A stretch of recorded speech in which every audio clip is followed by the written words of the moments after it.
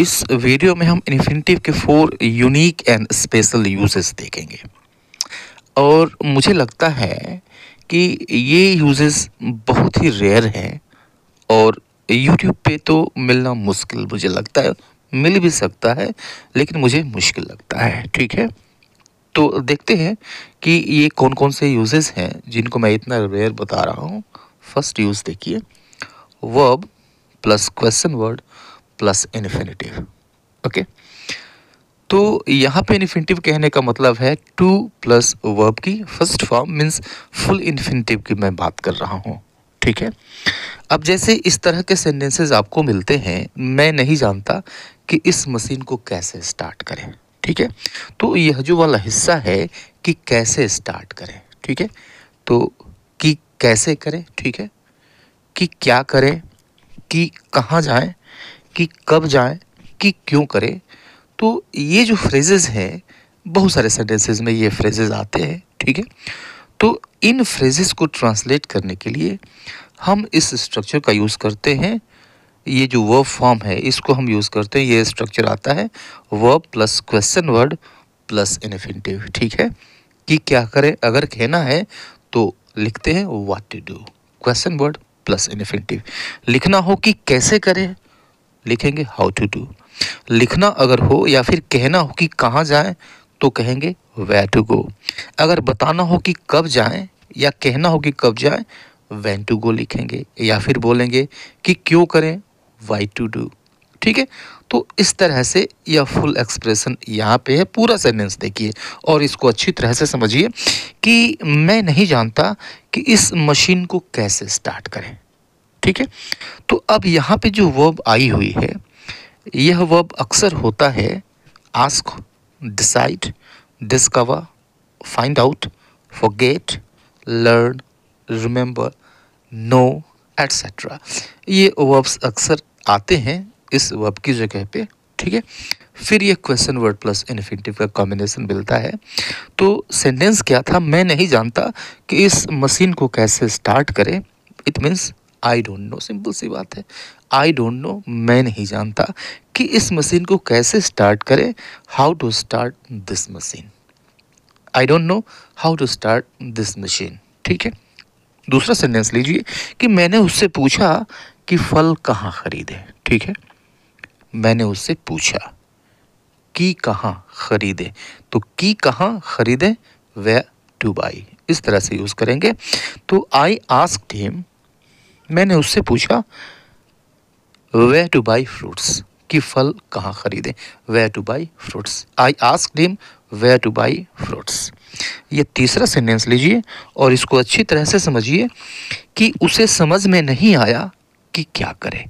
ठीक है, तो कि क्या करें इसको लिखेंगे व्हाट टू डू। उसे समझ में नहीं आया, he she couldn't understand, she couldn't understand कि क्या करें, what to do. She couldn't understand what to do, right. और ये चौथा सेंटेंस लीजिए कि उसने मुझे सिखाया कि इस मशीन को कैसे चलाएं। ओके, तो उसने मुझे सिखाया, he taught me, he taught me how to operate this machine, कि कैसे चलाएं, how to operate this machine, question word plus infinitive. This is a very particular structure, particular expression. दूसरा एक्सप्रेशन देखिए, दूसरा एक्सप्रेशन आप देखेंगे कि आप वांट टू नो या फिर वांडर के बाद आप वेदर यूज़ करते हैं और वेदर के बाद इन्फिनेटिव आती है। ठीक है, अब देखिए किस तरह के बातों को इस स्ट्रक्चर से हम बताते हैं। जैसे मैं सोचता हूँ कि वहाँ जाऊँ या फिर ना जाऊँ। तो यह जो चीज़ देख रहे हैं आप, वहाँ जाऊँ या ना जाऊँ, वेदर प्लस इन्फिनेटिव से इस चीज़ को कहेंगे। या फिर ये मैं जानना चाहता हूँ कि मैं चुप रहूँ या बोलूँ, विरोध करूँ। तो चुप रहूँ या विरोध करूँ। ठीक है, सिलेक्शन है, राइट। और इस सिलेक्शन में सोचता हूँ, जानना चाहता हूँ, ये वर्ब्स आए। ठीक है, वांट टू नो आए, वंडर आए, तो वेदर प्लस इन्फिनेटिव का यूज़ किया जाता है। इन्हीं सेंटेंसेस को देखिए, मैं सोचता हूँ कि वहाँ जाऊँ या ना जाऊँ। अब देखिए कैसे इसको हम ट्रांसलेट करेंगे या फिर बोलेंगे आई वॉन्डर। वॉन्डर मीन्स सोचना भी होता है। तो I wonder whether to go there और not. I wonder whether to go there और नॉट। तो वेदर के बाद टू गो इन्फिनेटिव, राइट। मैं जानना चाहता हूँ कि चुप रहूँ या विरोध करूँ, ठीक है। तो मैं जानना चाहता हूँ आई वॉन्ट टू नो कि चुप रहूँ या विरोध करूँ। यहाँ पे सिलेक्शन है, वेदर टू प्रोटेस्ट, विरोध करूँ, वेदर टू प्रोटेस्ट कि विरोध करूँ, और कीप साइलेंस या चुप रहूँ। I want to know whether to protest और कीप साइलेंस, ठीक है। तो इन दो वर्ब्स के साथ इसका हम यूज़ करते हैं। आइए नेक्स्ट स्ट्रक्चर देखते हैं। नेक्स्ट एक्सप्रेशन है too, TOO, too plus adjective plus infinitive, ठीक है, राइट। पूरा स्ट्रक्चर नेगेटिव सेंस देता है, ठीक है। टू आता है, उसके बाद से एडजेक्टिव आता है और उसके बाद से इन्फिनेटिव आता है, ओके। सेंस देता है, नेगेटिव सेंस देता है, ठीक है। अब यह स्ट्रक्चर आपने यहाँ जान लिया, सीख लिया, तो ऐसे सेंटेंसेस को आप बोल भी सकते हैं। अगर दूसरा कोई बोलता है तो आप उसको समझ भी सकते हैं, और कम्युनिकेशन में ये दोनों चीज़ें ज़रूरी हैं, ठीक है। देखिए बहुत ही पेक्यूलियर स्ट्रक्चर है, यूनिक स्ट्रक्चर है। वह इतना कमज़ोर है कि चल नहीं सकता इस तरह के सेंटेंसेस को बताने के लिए, ठीक है। वह इतनी घमंडी है कि वह सॉरी नहीं बोल सकती है, इस तरह के सेंटेंस को बताने के लिए। अब सेंटेंस का जो नेचर है उसको आप कैच करिएगा, उसको समझने की कोशिश करिएगा कि कैसा नेचर हो रहा है सेंटेंस का, इसका भाव क्या आ रहा है कि यह बॉक्स इतना भारी है कि उठ नहीं सकता, ठीक है। इस तरह के सेंटेंसेस को बताने के लिए यह इतना कठिन है कि हल नहीं हो सकता। तो इस तरह की अगर बातें बतानी हो तो इस स्ट्रक्चर का यूज़ करते हैं, ठीक है। क्योंकि इसमें जो चीज़ें, इस स्ट्रक्चर में जो जो चीज़ें चाहिए वे सारी चीज़ें इस सेंटेंस में है, ठीक है। ये सारे नेगेटिव हैं, लेकिन कोई नेगेटिव वर्ड आपको इस एक्सप्रेशन में दिख नहीं रहा है, ठीक है, राइट। वह इतनी घमंडी है कि वह सॉरी नहीं बोल सकती है। तो वह इतनी घमंडी है, शी इज़ टू प्राउड। तो शी इज़ टू प्राउड इसका मतलब हुआ वह इतनी घमंडी है, तो शी इज़ टू प्राउड कि वह सॉरी नहीं बोल सकती, to say sorry, to say sorry. पूरा सेंटेंस क्या हो गया, she is too proud to say sorry, ठीक है, राइट। देखिए सेंटेंस में कोई भी नेगेटिव वर्ड नहीं आया, जो इंग्लिश का सेंटेंस है कोई नेगेटिव वर्ड नहीं आया, लेकिन सेंस इसका नेगेटिव होता है। जहाँ पर आपको यह स्ट्रक्चर मिलेगा सेंस उसका नेगेटिव होगा। दूसरा सेंटेंस देखिए कि वह इतना कमज़ोर है कि चल नहीं सकता, राइट। तो वह इतना कमज़ोर है, it means he is too weak. अब देखिए टू के बाद एडजेक्टिव आ गया वीक। वह इतना कमज़ोर है, ही इज़ टू वीक कि चल नहीं सकता, टू वॉक, ओके। कोई भी नेगेटिव वर्ड नहीं आया, लेकिन सेंस इसका नेगेटिव है।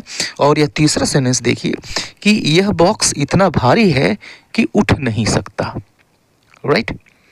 तो this box is too heavy, यह बॉक्स इतना भारी है, this box is too heavy कि उठ नहीं सकता।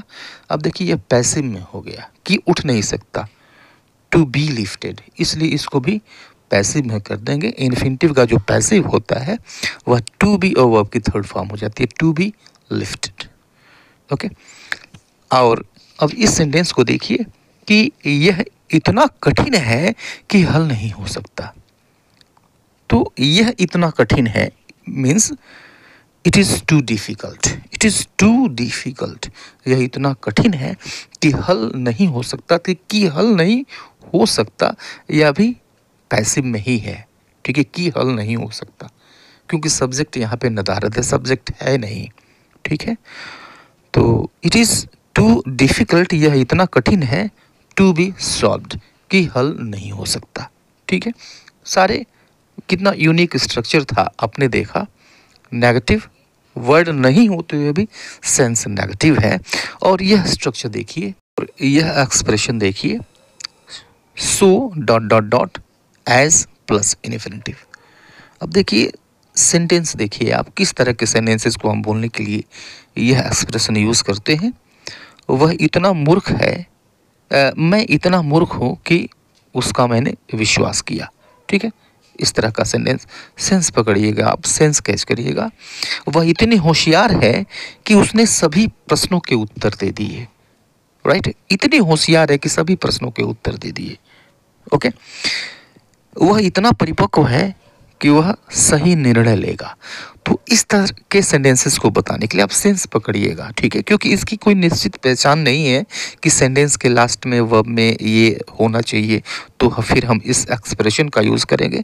अब सेंस पकड़ लीजिए कि इस तरह के सेंटेंसेस को हम बताने के लिए इस एक्सप्रेशन का यूज़ करते हैं। ठीक है, और कैसे करते हैं ये देखिए, कैसे हम इसको यूज़ करेंगे कि मैं इतना मूर्ख था कि मैंने उसका विश्वास किया। तो मैं इतना मूर्ख था, I was so foolish, I was so foolish, मैं इतना मूर्ख था कि उसका विश्वास किया, एज टू ट्रस्ट हिम।